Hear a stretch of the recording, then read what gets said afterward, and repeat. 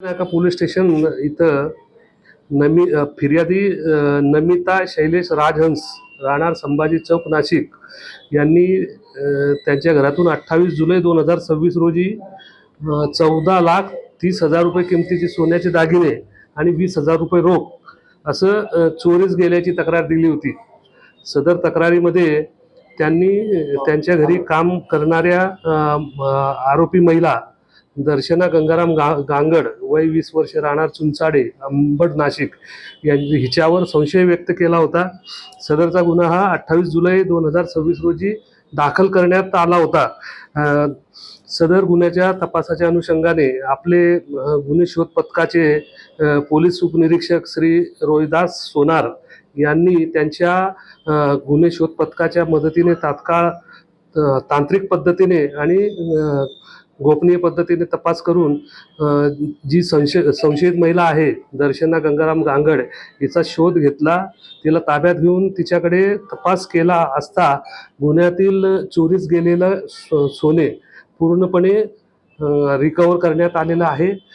पूर्ण हस्तगत करण्यात आलेलं आहे. सदर महिलेला 28/7/2026 रोजी म्हणजे त्याच दिवशी जवळजवळ त्याच दिवशी अटक करण्यात आलेली आहे आणि 24 तासाच्या आतमध्ये हा गुन्हा उघडकीस करण्यात आलेला आहे. सदर गुन्हा उघडकीस आणण्याकामी आमच्या पोलीस स्टेशनचे वरिष्ठ पोलीस निरीक्षक श्री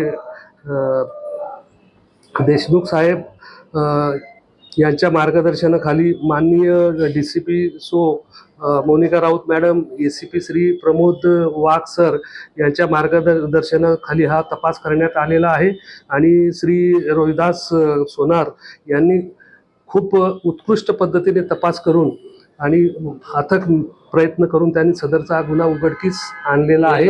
जे सोनं हस्तगत केलंय ते कोणत्या सोनाराकडून केलं आणि ते सोनाराचं नाव काय? नाही, आरोपीकडूनच हे सोनं आपण हस्तगत केलेलं आहे. आरोपीच्या ताब्यात होतं. आरोपीने काय तिच्या मित्रांना वगैरे दिलेले होते. त्यांच्या घरून हस्तगत केलेलं आहे आपण. रोख रकमेचा तपास चालू आहे.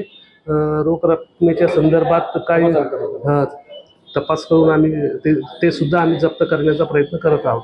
मुद्देमालाची किंमत किती? मुद्देमालाची किंमत आहे 14,30,000 रुपये.